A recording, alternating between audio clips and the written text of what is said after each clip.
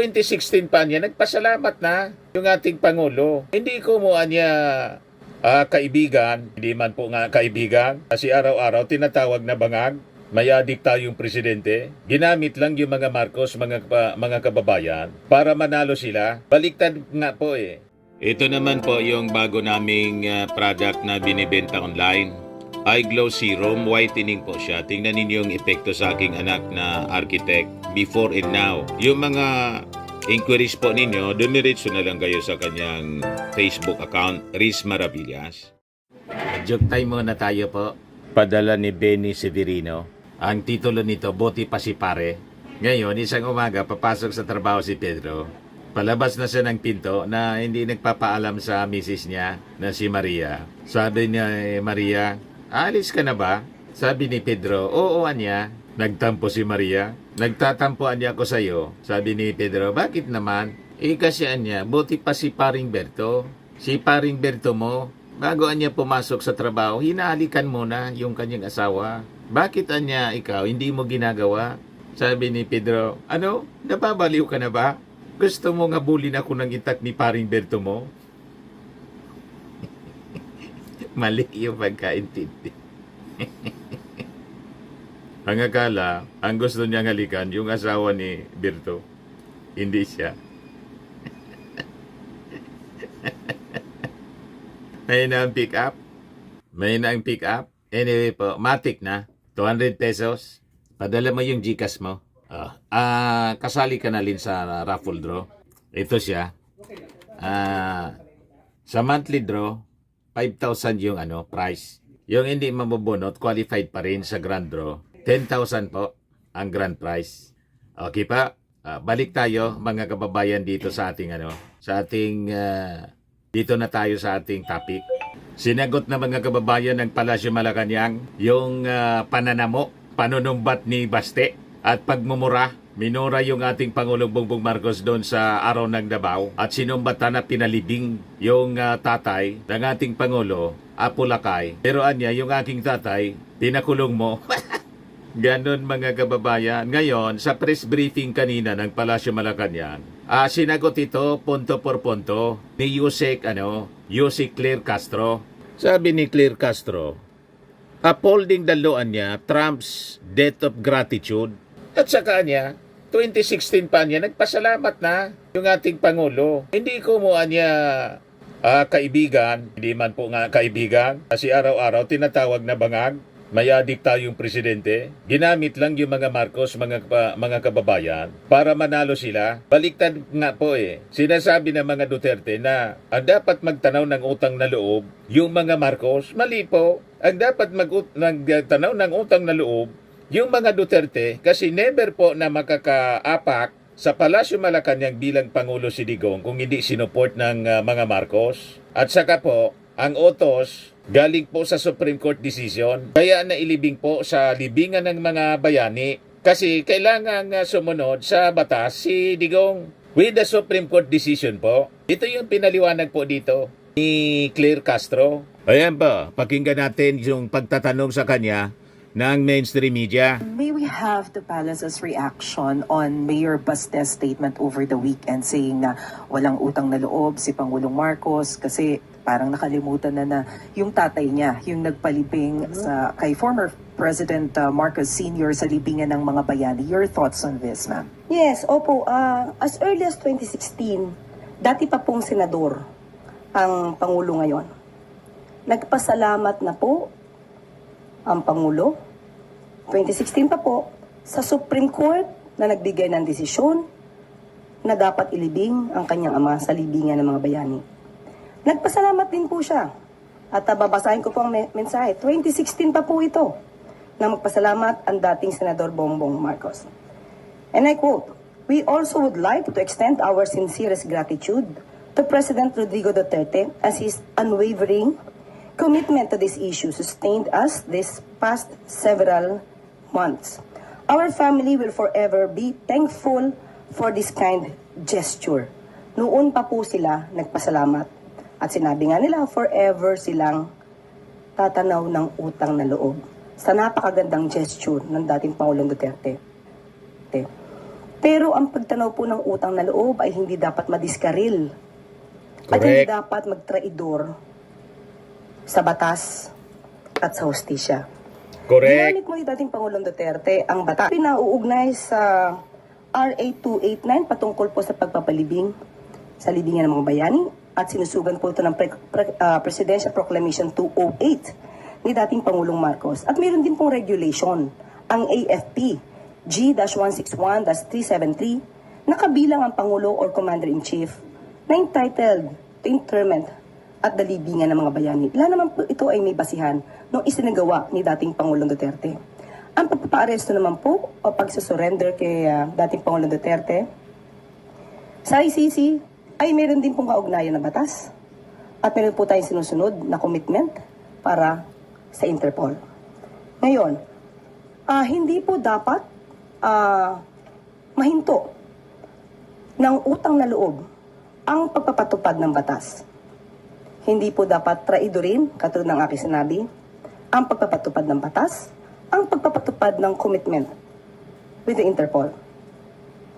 Hindi po dapat na dahil lang kaibigan o dahil naging kasama, Correct. hindi na po tutuparin ang batas at tatraidorin ang aksyon dahil Tama lamang po. sa utang na loob. Dahil ba ito ni Mayor Baste Duterte ng tanong ng utang na loob, ito po ba yung ginamit kaya ng dating Pangulong Duterte nung i-appoint niya ang isang Chinese national na si Michael Yang bilang kanyang economic advisor? Hindi po ba ito pagtataksil? Dahil isang Chinese national ang in-appoint bilang economic advisor. Buniltaan Dahil po. po ba ito sa utang na loob? Buniltaan Tanong lang po ni yan. UC Claire si Baste. Is Malacanang or hindi po ba concern ng Malacanang with what's happening in Davao considering the huge support that Davao is giving to the former president? Ang mga taga Davao po ay Pilipino rin. Of course, tayo lang po, pati po ang palasyo, ang Pangulo, ay concern po sa nangyayari sa Davao. Pero ang tangi lamang po nating hiling ay sana po ay maging mahinahon at alamin po ang katotohanan. Yun lamang po, hindi po ba nagkaroon ng pagsasabi itong si Mayor Baste na sila daw ay i-raid yung kanilang bahay. Fake Again, news. ito po ay walang katotohanan. Tinanong po natin si General Torre patungkol dyan kung meron po operasyon ng pag-raid sa bahay. Gumagawa Kasi yun ng po yung senaryo nasabi po nila sila palagi. para gatungan Can we yung consider this as revolusyon. fake news? Hindi. Uunahin ba natin sila idemanda? Dahil nagpakalat ng ganito? Pag-aaralan. Pero, nung sinabi po ni General Torre na walang ganong operasyon, hindi po ba ang sinagawa nilang pagsasabi na may pagre-raid ay nakagulo sa isipan ng mga taga Davao City? Sana po, yung mga kababayan po natin, lahat po tayo dito ay Pilipino. Magmasid lang po muna tayo. Yun lang po ang tanging hiling natin. Okay? Sige. Ivan Mayrina, GMA News. Related question, ma'am. Yes, po. At what point does the government draw the line between free speech and to Magandang maybe tanong. rebellion or sedition or overthrow of government? Yes. Kasi ho, may mga words were uttered in those many gatherings over the weekend. Minura po ang Pangulo, may mga maanghang na salita. At what point does the government draw the line? As we can say, the President is not onion skin. Okay? Usually po, hindi po siya nadadala ng ganyan. Pero, kapag ka po, nandun na po yung elemento ng inciting to sedition, which is, of course, without any tumultuous uprising, but they are encouraging people to sow hatred to the government, to the president, then we have to step up How? by filing cases, complaints. But as of the moment, there's no indication on the part of the president that he will do that.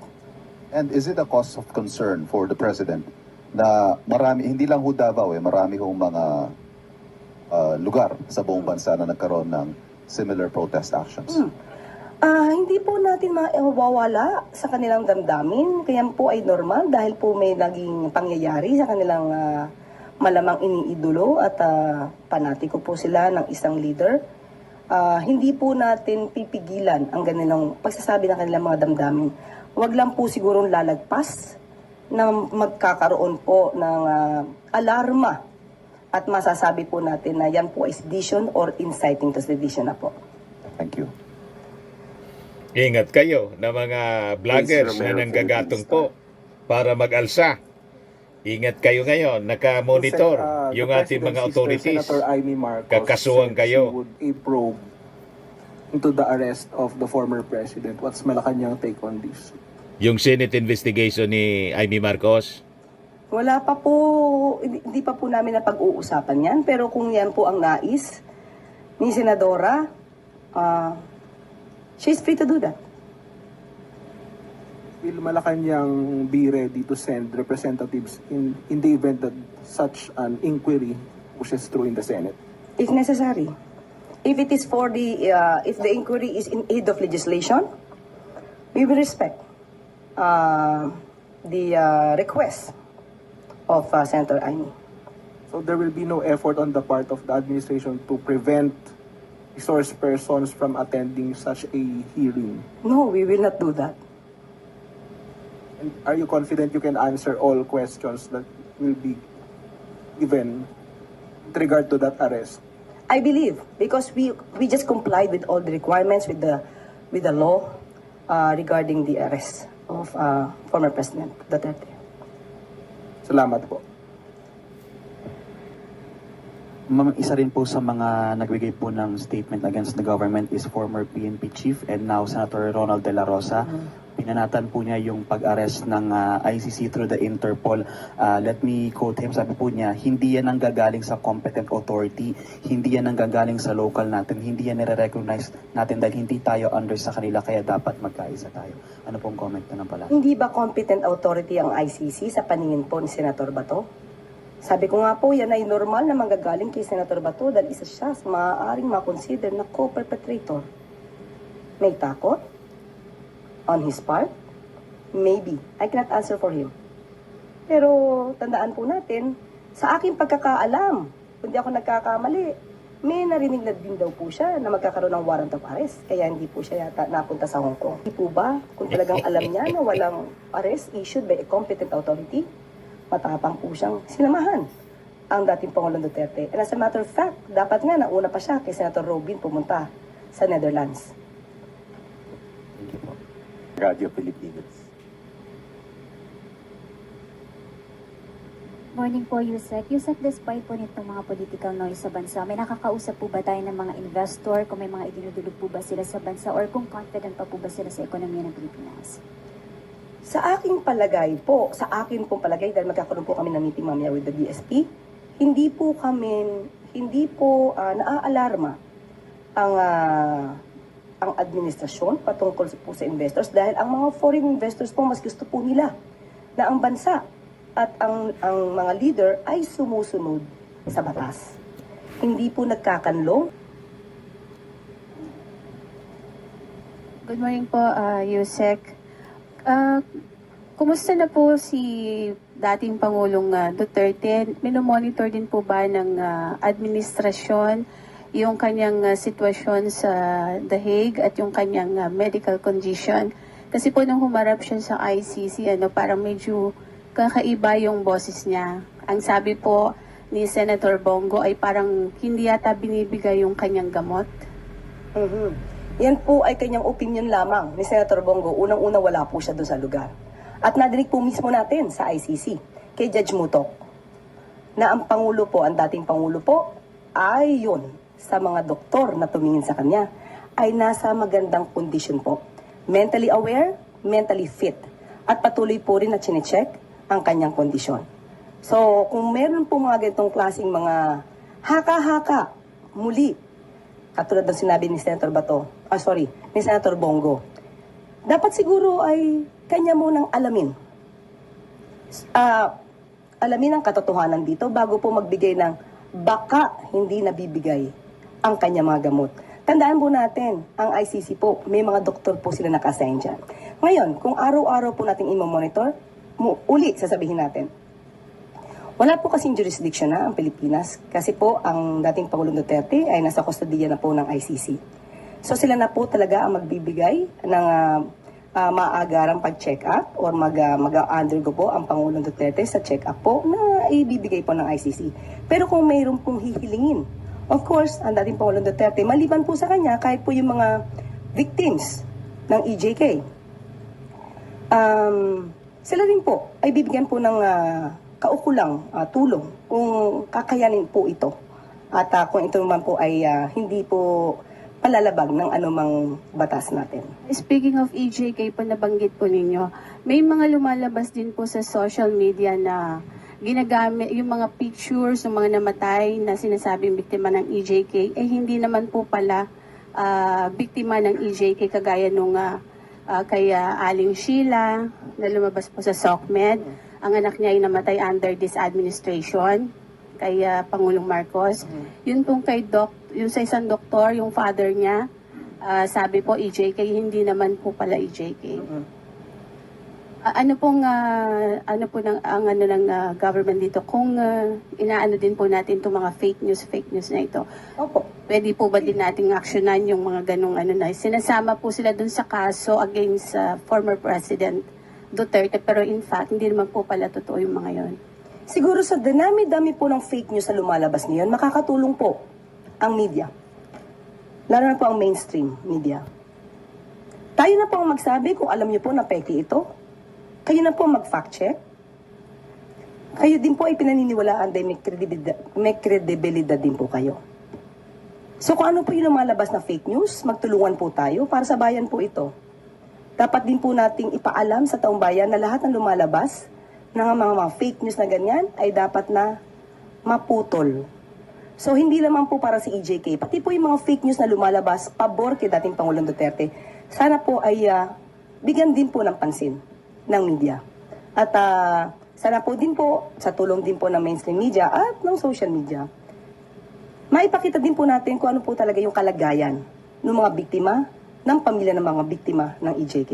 Hindi lamang po tayo tutuon kay dating Pangulong Duterte dahil po ang mga biktima po ng EJK ay Filipino rin po.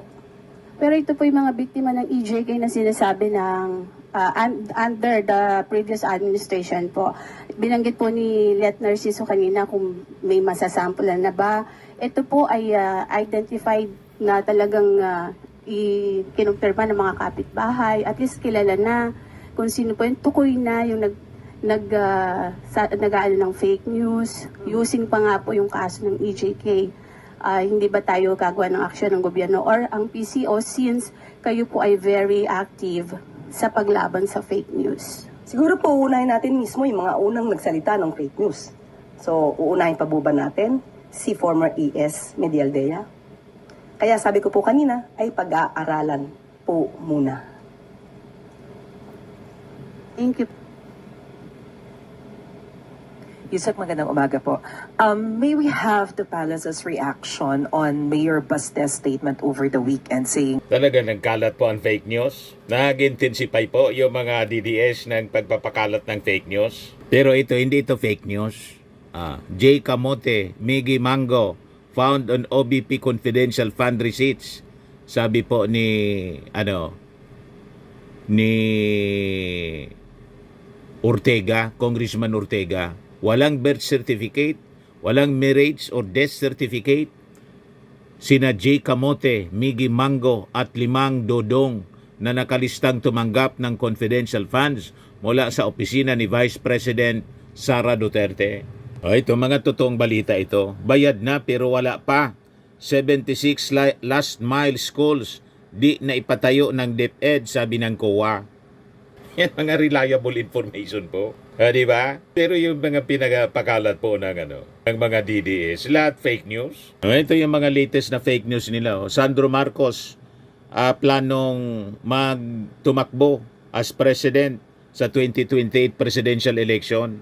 Imposible po siya, mga kababayan, na tumakbo. Bakit? Disqualified po sa edad. Bata pa si Sandro, mga 32 yata, 33 pa lang. 40 years old ang dapat. Mga kababayan, ang age qualification ng presidente, vice president, 40 years old and above. Gustong galitin mga kababayan ng mga DDS yung mga mamamayang Filipino kasi ang narrative nila, ayaw na umalis sa Palasyo Malacanang yung pamilya Marcos. Di ba yan ang pinapakalat nila? Kaya lahat na lang Marcos ang tatakbo. Sunod daw si Sandro. What? Malabo po. Pati si Noli Di Castro po. Ginawa ng fake news. Noli Di Castro comment on Duterte's arrest is fabricated. Yan o. Pati si Trump tapos si Putin ginamit sa fake news ng mga DDS. O ito yung sinolog. Sabi dito, babala, may kumakalat na edited video gamit ang kuha ng GMA Regional TV mula sa Sinulog Festival. Yung mismong GMA po ang palabas ng warning. Fake po siya kasi yung sa Sinulog Festival, procession with candles siya, ginawa pong prayer rally si Bositi niya, pray for FPRRD. Ganon ka-desperado sila mga kababayan. Lahat ng mga crowds gagamitin nila para itulak yung mga tao na lumabas sa kalsada at mag-people power. Kaya hahabulin po ng ating mga authorities yung mga nagpapakalat ng fake news. Umanda po kayo. At itong ating programa mga kababayan, atid sa inyo nitong